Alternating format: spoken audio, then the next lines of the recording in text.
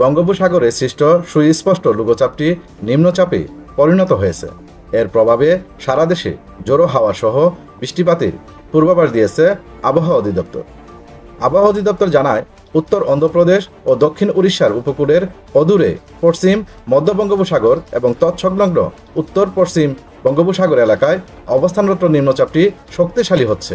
এর প্রভাবে দেশের 4টি সমুদ্র বন্দর চট্টগ্রাম, কক্সবাজার, মংলা ও পায়রায় 3 নম্বর স্থানীয় সতর্ক সংকেত দেখিয়ে যেতে বলা হয়েছে। নিম্নচাপের প্রভাবে উপকূলীয় এলাকায় দমকা ও জোড়ো হাওয়া বয়ে যেতে পারে। নিম্নচাপ কেন্দ্রের 40 কিলোমিটারের মধ্যে বাতাসের একটানা সর্বোচ্চ গতিবেগ ঘন্টায় 40 কিলোমিটার, যা দমকা আকারে ঘন্টায় 50 কিলোমিটার পর্যন্ত বৃদ্ধি পেতে পারে। ফলে নিম্নচাপের কাছাকাছি সাগর এখন উত্তাল। এ অবস্থায় উত্তর বঙ্গোপসাগরে অবস্থানরত মাছ ধরার নৌকা ও ট্রলারগুলোকে পরবর্তী নির্দেশনা না দেওয়া পর্যন্ত উপকূলের কাছাকাছি থেকে সাবধানে চলাচল করতে বলা হয়েছে।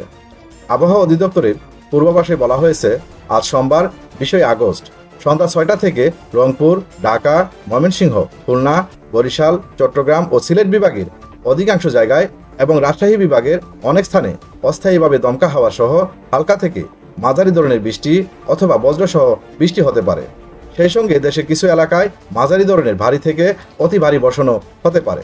এর সময় সারা দেশে দিনের এবং রাতের তাপমাত্রা 1 থেকে 2 ডিগ্রি সেলসিয়াস পর্যন্ত কমতে পারে। আগামীকালও একই ধরনের আবহাওয়া বিরাজ করবে বলে জানিয়েছে আবহাওয়া অধিদপ্তর।